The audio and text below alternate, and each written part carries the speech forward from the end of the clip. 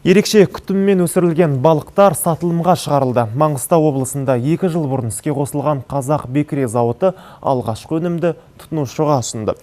Ферма өткен апта ішінде 300 келідей бекіре сатып үлгерді. Қызыл кітапқа енген бекіре тұқымдас балықтарды өсіруді қолға алған бастама сәтті жүзеге асуда.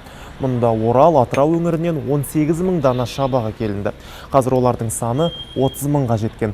Балықтардың қорегі Голландиядан жеткізіледі. Жобаға мемлекет қолдау танытып, осы уақытқа дейін 521 миллион теңгедей қаражат құйылды. Салмағы толысқан, жеуге жарамды сараптамадан өткен балықтар әр апта сайын жәрмеңкеге шығарылады. Бір қызығы, тұтынушыларға бекіре балықтары тірідей жеткізіледі. Сатып алушы еш күмәнсіз өзіне қажеттісін таңдап сойдыртып алады.